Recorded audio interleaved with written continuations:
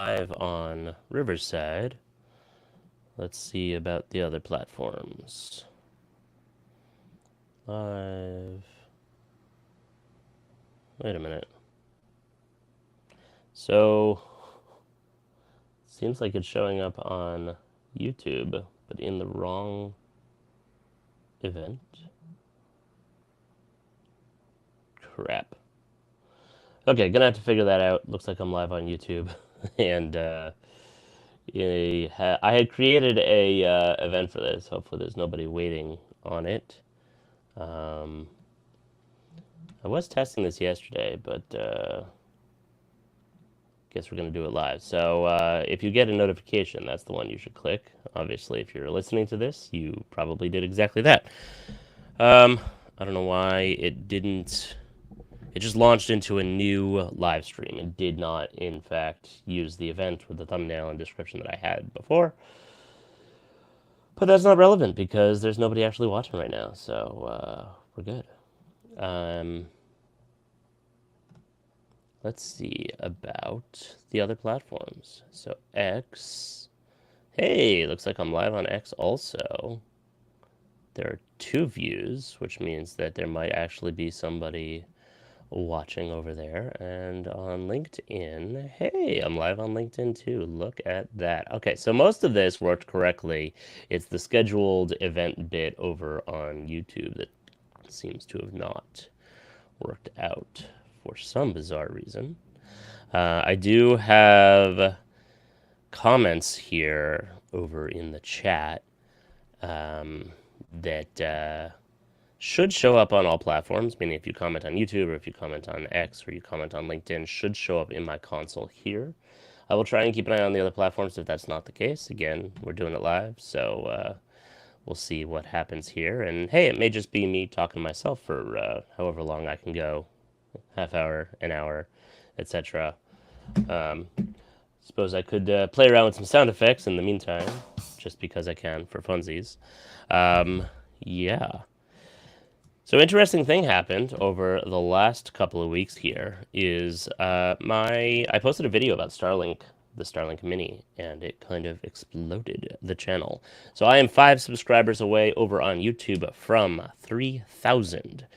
10 days ago, I crossed 2,000, which is absolutely bonkers to me, and really has been a crazy run. The video over on YouTube, which is where the only place it was published, was a review about unboxing the Starlink Mini, showing it off in the wild, the speeds you get, walking around, etc. It was relatively early as far as Starlink Mini videos. There are a handful that have more views than I do, but currently I'm about to cross 200,000 views on just that video. It was getting 10,000 views a day minimum. It was getting me 100 subscribers a day to the channel. So as a creator and anybody who's interested in the creator economy and how that works, the saying that you're only one video away from it changing everything is quite true. I have literally just leveled up my entire channel in the last couple of weeks.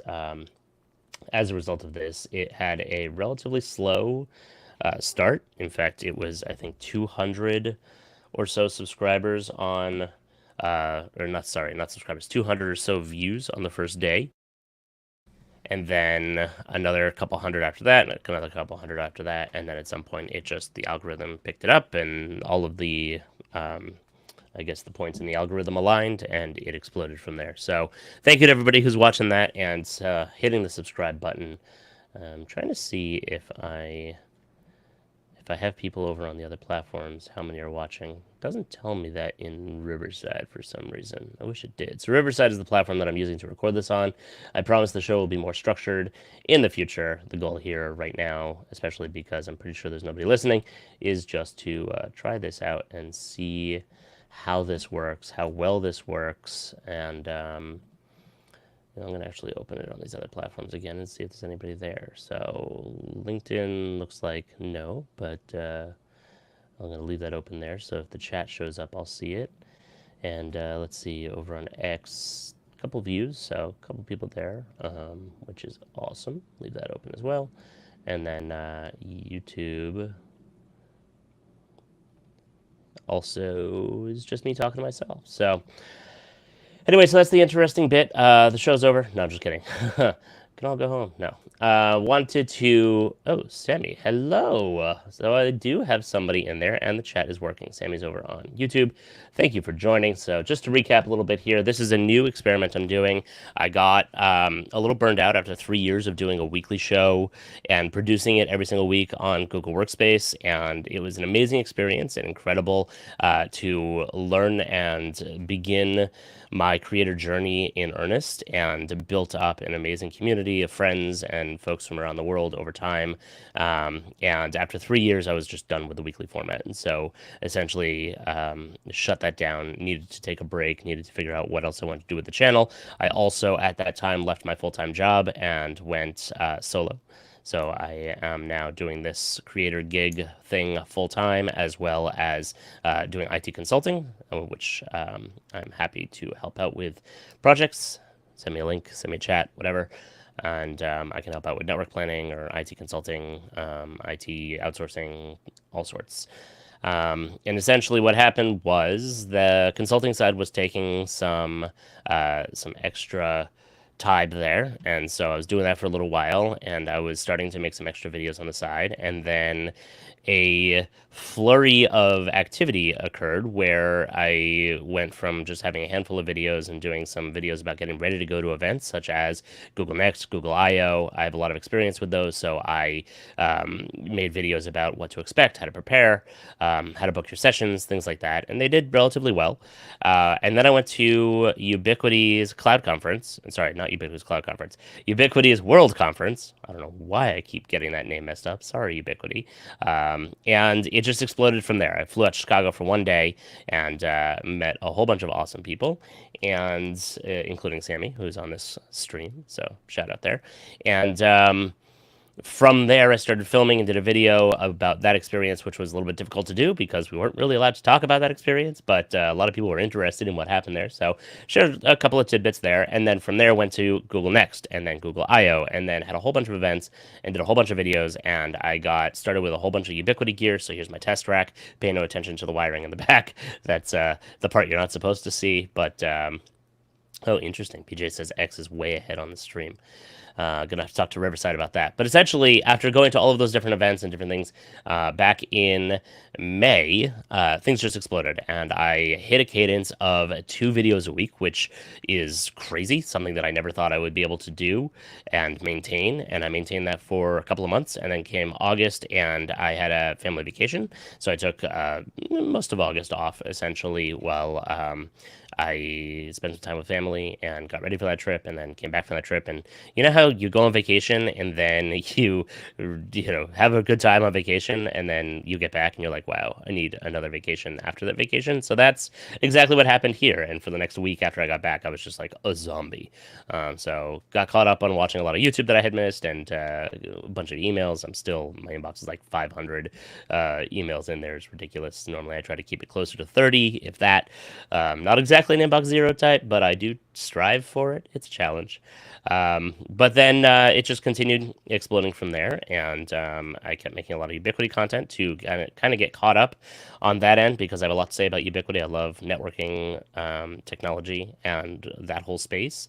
And from there, it kind of formed the next chapter here of what's going to happen, is the fact that I have a lot of experience with a lot of different things, and I have a lot to say about a lot of different things, and it's time that I started sharing that with all of you. So that's essentially the purpose of this show. It's supposed to be a weekly show to discuss everything that's interesting in the technology for work. I posted a poll over on the YouTube side. It's a post, technically, so if you go to the channel and how does that actually show up there? Let me see. If I go to the channel and you click on view channel, which is my channel, so there's a tab called community, and if you click on that, you're going to see a poll for what's the best time for everybody. So 10 a.m. was, we got 1 vote for that currently, and essentially I'm trying to figure out how best to do this for all of you. So let me know in that poll what of those times work for you. Tuesday is the day I have to do it because it's the day that I have the studio to myself. My wife is CTO, and she generally works just on the other side of this wall. And so if we're both on calls or trying to record, especially if I'm doing something with the good mic and high quality audio, it gets a little bit chaotic, shall we say. Much better than during COVID in the old days before we moved into and built a studio out in the garage. We were sharing a office, and by office I mean small bedroom, and we were literally back to back. Like I could have reached behind me and tapped her. That's how close we were. So this is much better than it used to be, and I can do a lot more, recording and production and stuff.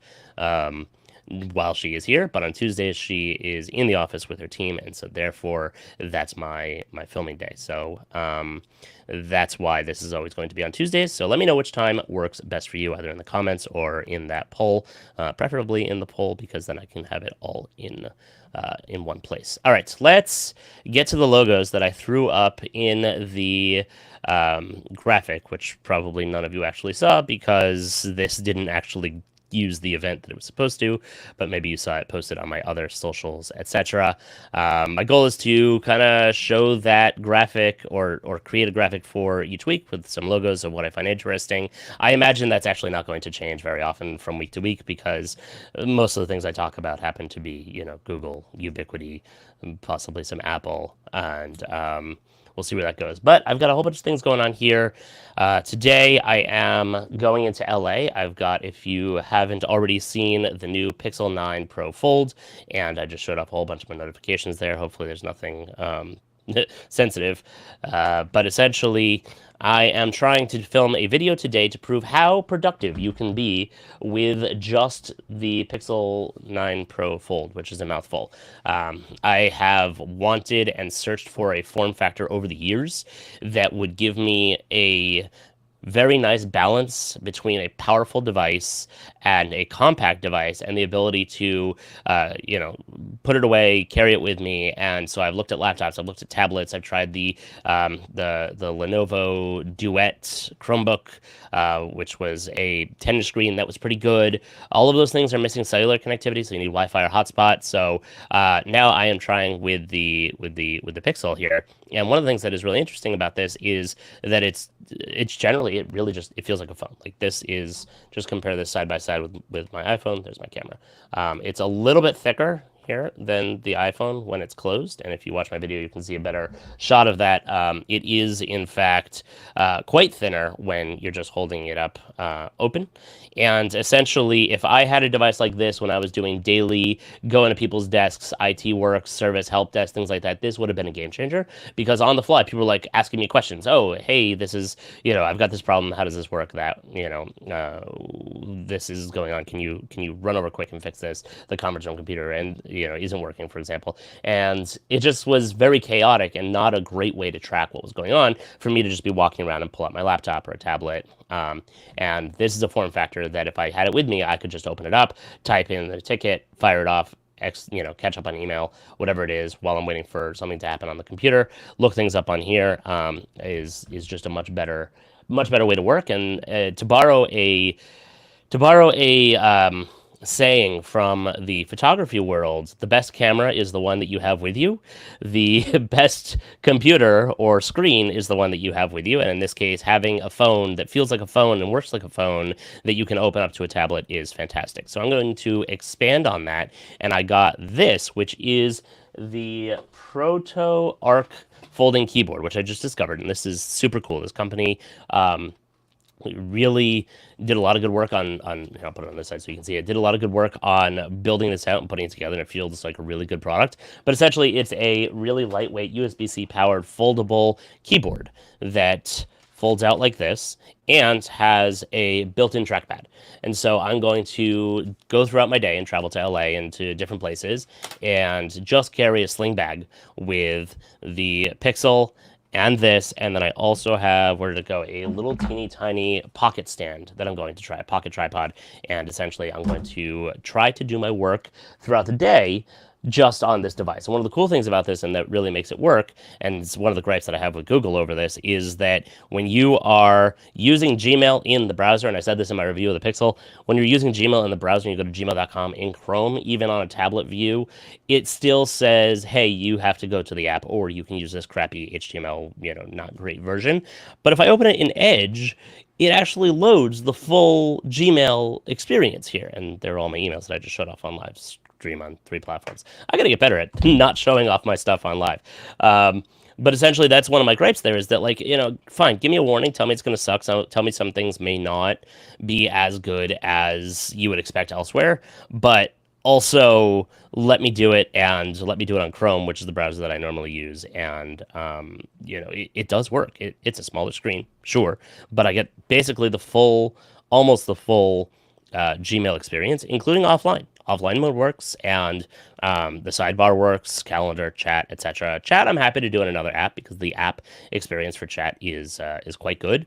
But just for email, I want the keyboard shortcuts. I want the view that I have. I do not like the app experience at all for Gmail on either Android or iOS, for that matter. So that's going to be the video that I'm working on today, and filming and playing around in LA. So if you're in LA and you want to be in my video, let me know. And if you're not too far away, then I will come over and we can film together, and that'll be fun.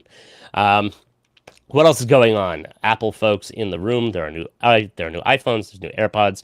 There's new Apple Watches.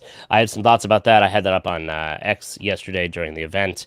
That's one of my highlights, is being able to partake in the events, even though I'm not big enough to get invited to the events yet. It'll come. And comment to those in near real time. And essentially, there were some exciting announcements. I am very excited for the new iPhone because I'm excited for the new iPhone every year. Is it a massive departure from the previous year? No. Is it going to have some cool new features? Sort of. The biggest feature that I'm excited about for the new Apple iPhone 16 Pro Max Ultra, whatever the hell they're going to call it, whatever they are calling it, not the Ultra, obviously. But essentially is two things. One, bigger screen, because I'm, as we just spent all that time talking about, always in search of bigger screens. And two, there's a new button on the side of the phone, basically in the area of the antenna over here underneath the power button. And that's a dedicated camera button, which is basically Apple saying, oh, hey, we see that we gave you this action button at the top here, and for the Android users in the audience, that's just a programmable button that you can basically have it do whatever you want it to do. And I don't know about all of you, but the first thing I did was immediately program it to launch my camera. You press and hold, it launches the camera.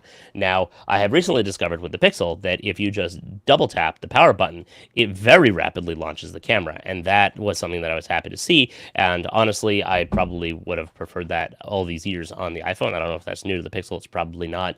But it's one of those things that Android had at first. But now Apple is basically taking the experience and, like they usually do, made it ultra refined, but also ultra complex.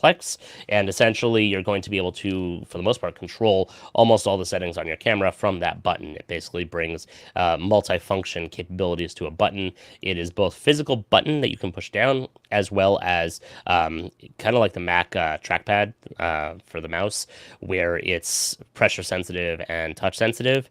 And you are going to be able to control the zoom settings on there. You're going to be able to control, I think, which mode you're in as well, for which type of picture you want to take. And as a person who buys the phones pretty much every year for the cameras, and because I'm a speed junkie and just like the latest and greatest, but also the cameras so I can take really good pictures of my kids, and the tech that I review for everyone on the channel, all that B-roll is often shot with my iPhone. That's something that I really like to see, so I'm very excited about having a dedicated button for that to make that experience easier. I have always felt it a weird angle to try and figure out, okay, I can use the volume button up here, but sometimes it works, sometimes it doesn't, depending on what mode you're in. And I generally hold my phone this way, and the camera is not going to be blocked by my hand, but then I'm down here pushing a button for the as the shutter button, and that actually moves the whole device. So if I can just tap a button up here, and that's much less impact to the phone, I am going to be a happy camper. Some of the other interesting things that I was watching during the event is that the base level iPhone, the new iPhone 16, did something that they don't usually do, and it skipped generations in the processors. And the reason for that is obviously it was built from the ground up for the new AI that is coming eventually at some point and may actually make Siri usable or slightly even possibly intelligent. We'll see.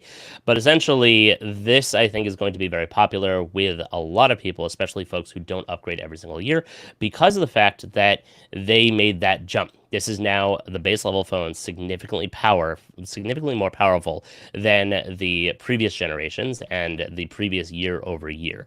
And this happens every so often. They have done it before in the past. I don't remember exactly which year it was, but when there is a requirement for more powerful features, and in order to get them, you need a more powerful processor, they will make this bump. One of the other big things that is in the new iPhone because of the because of the AI functionality is a lot more RAM. And as anybody who works with computers knows, more RAM means generally it's going to be faster and able to multitask better. And in our chaotic lives, that is always something that is appreciated and something that I personally can never get enough of. I have way too many tabs open on my computer right now. And, that's all thanks to the enormous amount of RAM that's in my MacBook Pro.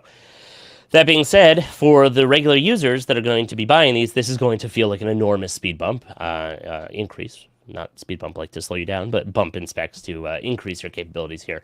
And that, I think, is going to cause the experience to be so much better. And so, therefore, a lot more people are going to be interested in buying this when they see how much faster it is over even the 15 regular base level. And most of those folks, I think, are probably on the 14 or even as far back as the 12. And I think this is going to be a big upgrade path for that. So looking forward to kind of the great equalizer that's going to happen there on that. The other things that I was interested in the event that I was a little bit disappointed in was that, the watches. I use the Ultra. I'm not wearing it at the moment because I haven't put it on yet today, but I love the Ultra 2, and I heard rumors that it was going to be thinner and that there was a new color, and we got the new color, and the new color is sexy matte black, beautiful, special sapphire glass that's now black as well. Like, great. All the things I would have wanted last year when I bought the Ultra 2, and nothing else new. It's just a new color, and it's the same watch, and they introed it like it's a brand new revolutionary product. So, sad to see that I couldn't, buy a new one there. Not that I really needed to. This watch is incredibly powerful, and I don't use half the features on it. But like we mentioned before in the stream, I like everything to be as big a screen as possible. Why don't I just switch over to Google and get a Google Samsung watch that is a bigger screen? Well, because and some of you may strike this against me, but I actually do like the Apple ecosystem. And I use a MacBook Pro, as I mentioned. It's a MacBook Pro, as I mentioned. I use a MacBook Air for my, bedside computer and studio notes and things like that. Although the bedside computing has moved 100% over to the Pixel Fold, so that's been an interesting transition there. But I have the iPhone, I have the Apple Watch. My wife has the iPhone, family has the iPhone. So we do have that lock in there. And I am unashamed to say that I really just like iOS better. I'm getting a better feel for Android now, but I really just like iOS better. Android has come a long way, though, since I last used it as a daily driver 10 years ago or so. Possibly more. No, it was about 10 years. All right, some other things to talk about here. AirPods, the AirPods Max, the ones that are like these. These are the Bose Ultra. Ultra expensive, ultra comfortable, ultra nice, and I got these because I had the QC35s and they just were disintegrating. So I was like, all right, let's get a new pair of headphones. And I was looking at the Apple AirPod Max, whatever they're called, because again, the AirPods themselves, the little ones, I have those and they work amazing. They just connect. It's just a better experience. Also, they fit my ears better than the Google Pods, whatever these are called, AirPods, and they're not called AirPods, obviously. They're called Google Buds. That's right. And I like the design of these. They don't fit my ears that well. And maybe that's just because I spent a decade wearing AirPods and my ears have now gotten used to that, or it's just designed for different ear type. I don't know. But I love the general AirPods design. But on the AirPods Max, for the over-ear, I was looking for something that also just connects as well as the regular AirPods. And I refused to buy it because it doesn't have USB-C and it hasn't been upgraded in years. So when we heard that there was going to be some new AirPods Max's over-ear headphones coming out, I got really excited, saying, "Hey, maybe this is finally the chance that Apple is going to make a major jump forward in the category, like they did with the first ones." And yeah, we didn't get that. All we got was USB-C and some new colors, kind of like the Apple Watch Ultra 2, except yeah. So anyway, that was disappointing. Don't buy those because I mean, sure, if you got money to burn, you could buy them, but honestly, all it was a new color in USB-C. There was no spec bump. It's still the first generation Apple audio chip, H1, I think, and just really disappointed there. So I guess we'll have to wait. Hopefully not another 3 or 4 years until they update that. Hopefully only another year or so before that comes out with a proper full-blown update. All right. I think that's all the stuff from the Apple event. What else should we talk about here? So the Google stuff we talked about because it was basically all about the Pixel. I have to get way caught up on the workspace side of things. I have not really been paying so much attention to the updates of the week. Like I mentioned, I am a little bit burned out, or was a little bit burned out. I'm ready to get back into it, and that's kind of where the Pixel comes in as well. The Pixel Fold 9 Pro Fold is because I am going to be making a bunch more videos about Gemini and about how, is it ready for prime time? Does it actually work? Testing all that out, playing around with that in the next couple of weeks, and also its integration into Workspace and how, is that an advantage? Is it not? Are people just going to use ChatGPT anyway? Those are coming, so be sure to subscribe and stay tuned. The other thing that I mentioned at the beginning of the stream when it was just me talking to myself is that I am approaching 3,000 subscribers on YouTube, and the reason for that is because I've had a absolutely spectacular month with this Starlink video that just exploded. And so I've got the live view up over here. This was 10 minus 10 about half an hour ago, or an hour ago, I suppose. And I'm 2 away from reaching 3,000. So if you're on the stream, if you're on YouTube, even if you're not on YouTube, go over to YouTube, hit that subscribe button, and let's turn this counter over to 3,000, and it's a huge milestone for the channel. You can see the channel growth just in the last 28 days here, shows on the screen. It basically was way down here back in the middle of August, and then it started moving up slightly higher, got to 2,000 at the end of August 30th, actually. So when we crossed 2,000. And now September 10th, it just took off like a shot, and now we're about to cross 3,000. So thank you to everybody who hit the subscribe button there and who's been watching my Starlink video, and expect more Starlink content to be coming out. I've got 2 new cables to talk about. The official Starlink waterproof USB-C cable is I have it. It's arriving, I think, today. Sorry, I bought it. I believe it's arriving today. And I also have one from Stargear that is also a waterproof USB-C cable. So I wanted to be able to get a better purpose-built third-party accessory as well as the official one from Starlink to test those out.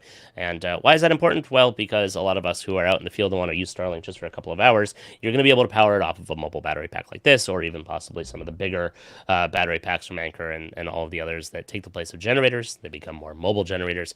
You can actually power Starlink from a smaller handheld battery pack for 4 hours or so, and that includes if you want to plug in other networking equipment and stuff. But since it has a built-in Wi-Fi access point, you really don't need to. All right, one more subscriber. Thank you to whoever that was.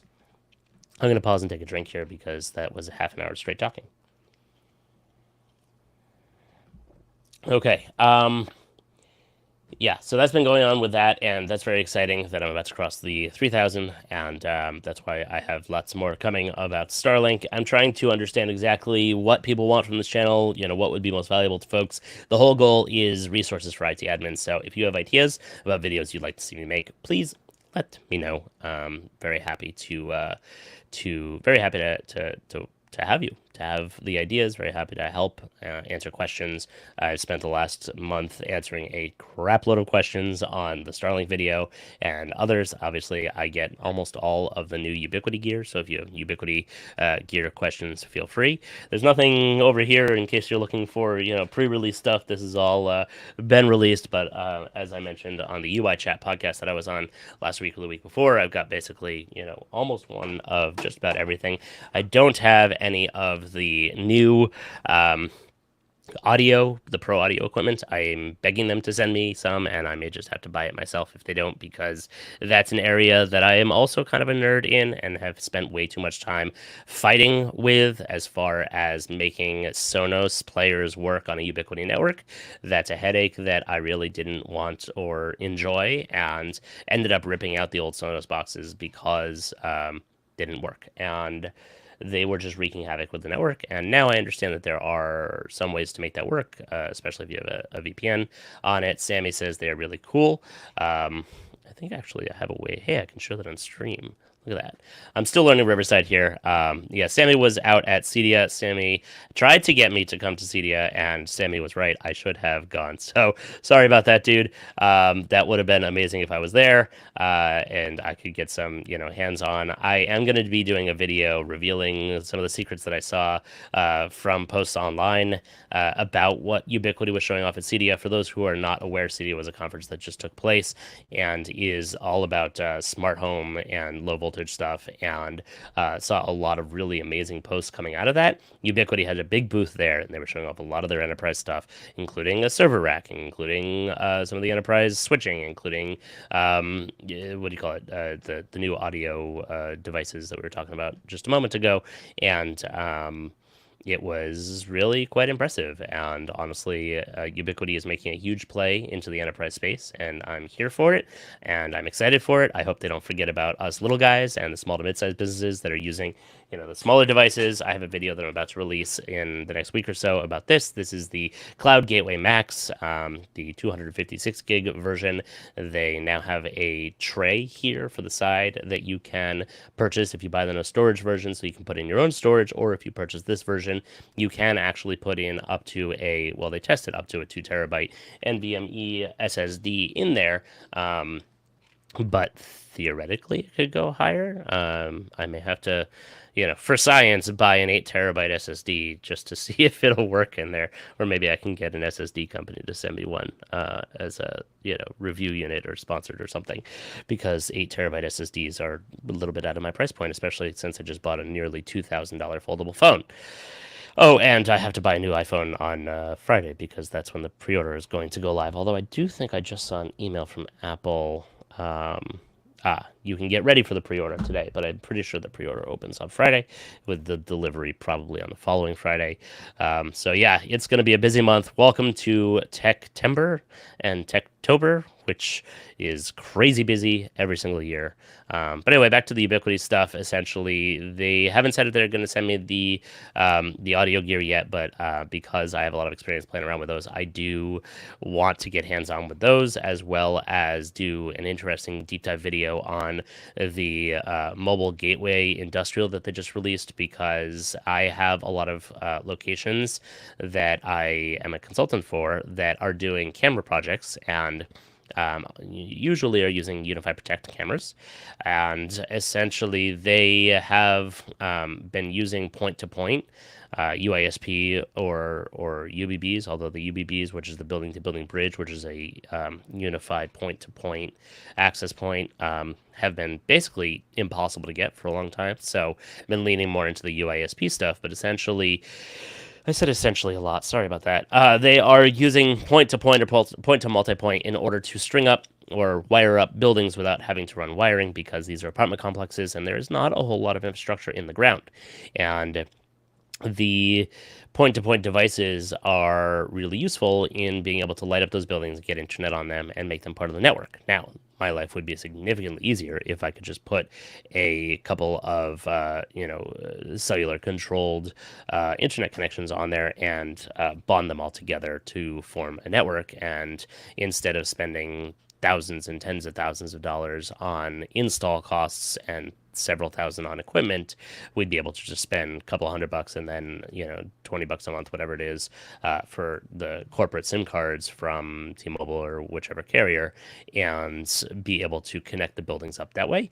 The question is how to bond them together and how well that works with the cameras pushing the feed. Hey, we did it! 3,000! Woohoo! I think I have an applause thing here on one of my effects buttons here. It's been too long since I've done this. There it is. There's the applause. Woohoo! 3,000! Yay! Okay, sorry. Thanks for indulging me. That was fun. And it was really cool that it happened on the stream. Not quite Colin and Samir, who are big YouTube creators. Basically, they do a lot of videos and podcasts with resources for creators, and I've learned a tremendous amount from them and even took their course. They were at VidCon, not this past one, but the year before, and they crossed 1 million subscribers. So that's the goal. Next up, 1 million subscribers live on the stream or live at a conference in the future. That totally derailed my train of thought there, but that's very exciting. So I'm going to stop sharing that screen now because that's what I wanted to see was that happen live. Whoever you are, Mr. 3000 or Mrs. 3000 or Madam 3000 or whatever you want to be referred to as, the 3000 subscriber, thank you. I'll send you a sticker or something. I actually need to make stickers again. Yeah, so this has been an ADD stream, a little bit stream consciousness of the topics that I wanted to talk about. Not done yet. Still was, I don't know, what the hell was I talking about? Better show notes next week. Honestly, I wasn't even sure that this was going to work on all the platforms. I was trying to test it out last night, and somebody pinged me, Christian, cough, cough. I don't think he's on this stream. And he's like, yo, I just saw that your channel went live, and now it's private, and it's not there. What happened? What I missed? I was like, well, nope, just testing at 10 o'clock at night or 11 o'clock at night, whatever it was, trying to see if it would work. And do have to talk to Riverside about X being way ahead in the stream, or maybe that's just something that X is trying to do so that it's faster than everyone else, which is a reason to use X live broadcast, I suppose. They have put a lot of investment into that. A lot of people don't even use X, so this may be irrelevant to all of you. What else? I also put DJI on the logos on my slide here because I just bought the DJI Mini Pro 4. And I have to say, this is, I think, the perfect IT business, real estate, just an amazing device all around, because I've used a lot of drones over the last several years, and probably the last 10 years, maybe more. And they're bulky and they're difficult and they're slow to connect, and you need a separate device and you're connecting them with your phone and so on and so forth. And the controller that I have for the Mini Pro 4 is the one with the screen. I can bring up DJI's website here, not spill my drink. And let's see here, camera drones and Mini. I should probably share the screen too so that you all can see. Come on, share screen, this one. So the Mini 4 Pro, Mini Pro 4, Mini 4 Pro, essentially is this teeny tiny little drone, and it brings together all of the tech of all the previous years and is the best bang for buck for features, in my opinion, from DJI. They have the new Neo, which I'm also probably going to buy and review because it's $200 and the perfect entry drone for anybody who wants to, get their hands on a drone and start creating content and whatnot. But as far as you want the 360-degree obstacle avoidance sensors, you want the 4K camera that can film in both landscape and portrait, you want the battery life, you want the speed, you want the capabilities, this is the way to go. It's under 249 grams, which is important because that means it's not regulated. It's a hobbyist drone, technically. Which is crazy because it's a hobbyist drone size, but it has all of the pro features, 4K 60. You can do true vertical if you just want to take like social media content type stuff, TikToks and YouTube Shorts and whatever. It's got all of the sensing. The 45 minutes battery does take it over the 249 grams, technically taking out of the hobbyist category. So I like to stay in the 34-minute regular batteries because then that means that I'm not subject to really any of the regulations. Obviously, be careful when flying drones, and don't fly next to airports or helicopter landing pads, and always pay attention to what it says on the screen of whether or not you can fly and regulations and all that. But with a little teeny drone like this, it's super easy to fly it at the beach, fly it at a property, do roof inspections, things like that. And I do recommend getting this remote control here because it has the screen, and the time to set up and be flying is literally under a minute, whereas before I'd have to make sure I had the cable to plug in my phone, and my phone had enough battery, even though it would charge from the controller, and make sure the controller had enough battery, which is also an issue here. But if you're not charging your phone, it's going to use much less power. It's a very efficient screen. Big fan of this. And basically, you power this on. You put the phone down. You unfold. Sorry. You put the drone down on the ground. You unfold it. You hit the button. You hit the button on the controller, and then you lift off. And it's basically super fast and super easy just to get up and going, and super tiny, so it fits in your backpack and weighs basically nothing. So I wanted to talk about this because I got it. It is a little ironic that I'm talking about this now because I think I just saw an article on The Verge that was saying that DJI drones are getting banned. Whoops. They've been talking about this for a long time. That's one of the reasons why I bought it now, so that I would already have it, and also it's not regulated. So basically, I'll sort of kind of be able to continue flying it even after if they do ban DJI. But where's the article? Yeah, there's a lot of news. That'll be all in next week's show. DJI. I don't know where it was, but essentially they've been talking about doing this for a long time because DJI is, predominantly Chinese company. It is Chinese owned, but it, operated in around the world. They are the best when it comes to drones, but there are a lot of allegations that they are spying for China, giving mapping data or flight data or whatever kind of data over to the Chinese government, which obviously would not be wonderful.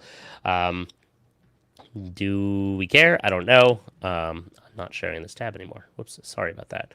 But it's not really relevant because I can't find the post.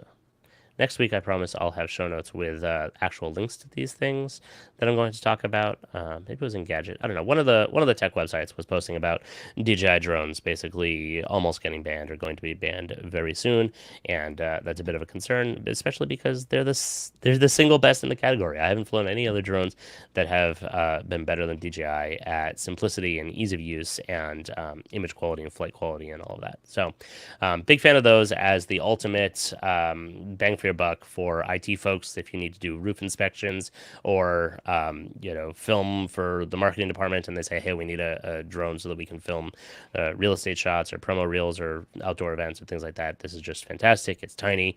It flies up. You get pretty high, and I believe you have to unlock it in order to get the full altitude. I forget what the numbers are on the limitations, but out of the box, it still goes high enough to basically cover an event. Is it as strong or as powerful as the more pro drones, the Mavic and beyond? No. It will have some more issues in high winds if you're contending with that, but that's the limitation of the drone. It's still a phenomenal device, and better to have something that fits in your pocket and is small and easy to deploy than to have something big and bulky you're never going to use. So I think that's pretty much the major news of the week here. Feel free to pipe up in the comments if there's something that I'm missing.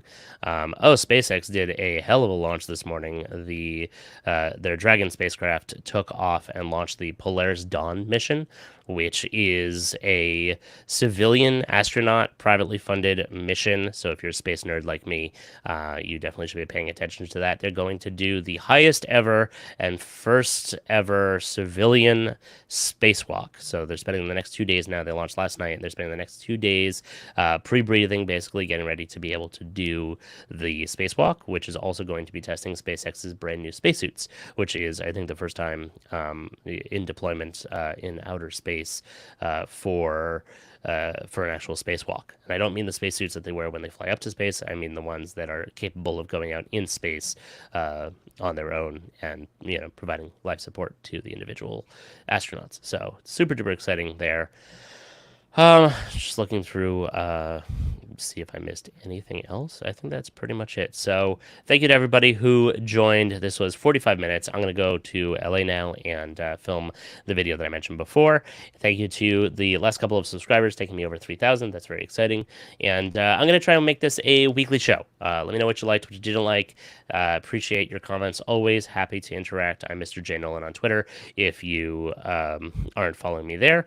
And at tabGeeks on YouTube and Jesse Nolan on LinkedIn. Feel free to connect. I don't accept everything because most people that I get connection requests on LinkedIn are spam / trying to get me to sign up for something or, connect with me now because they're a coach or, they're trying to offer me funding or whatever. So if you are an actual IT person, those I pretty much accept immediately, which hopefully spammers don't watch this and see that and use that as a tactic to get into my feed. But hey, you got to draw the line somewhere. So yeah, appreciate you all. And next week we'll be back. Actually, I should probably check the calendar before I say that because we're headed into, well, September, but also crazy Jewish holiday month, except that that's all late this year. So it's going to be in October where I'm going to be going offline a lot for the Jewish holidays. But yeah, next week should be relatively around the same, I guess, same time. If this works for folks. If not, please let me know. And yeah, on the personal side, I am going to a Lindsey Sterling concert tonight, so it's very exciting. And I'm going to see Pink on Sunday, which is also super exciting. And I have really good seats on both. So yeah, catch you all later. And thanks for watching, and we'll see you online and see you next week.